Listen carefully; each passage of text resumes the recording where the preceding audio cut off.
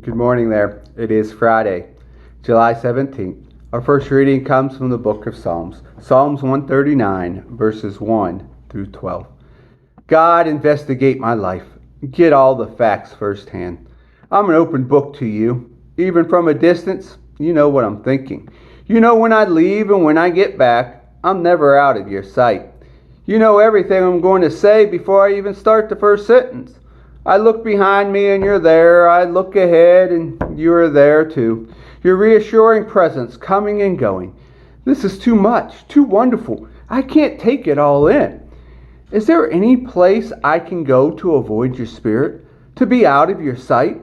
If I climb to the sky, you're there. If I go underground, you're there. If I flew on the morning's wings to the far western horizon, you'll find me there in a minute. You're always there waiting. Then I said to myself, oh, he even sees me in the dark. At night, I'm immersed in the light. It's a fact. Darkness isn't dark to you. Night and day, darkness and light, they're all the same to you. We continue in verses 23 and 24. Investigate my life, O God. Find out everything about me. Cross-examine and test me. Get a clear picture of what I'm about.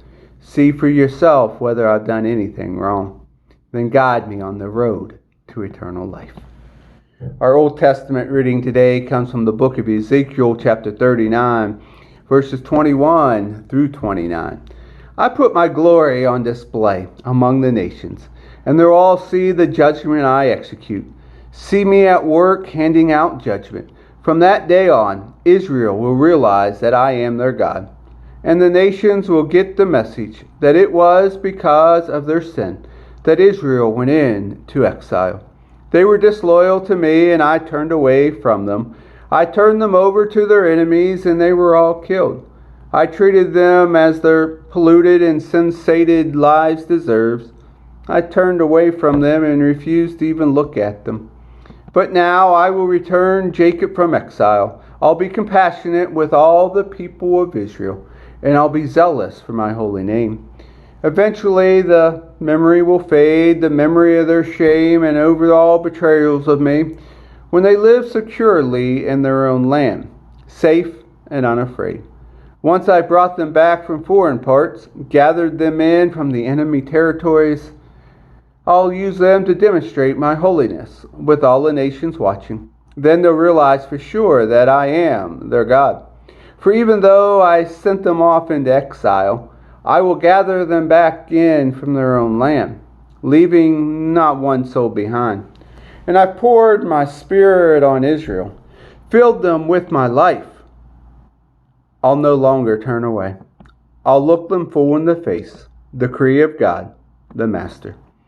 Our New Testament reading today comes from the book of Hebrews, chapter 6, verses 13 through 20. When God made his promise to Abraham, he backed it to the hilt, putting his own reputation on the line. He said, I promise that I'll bless you with everything I have. Bless and bless and bless.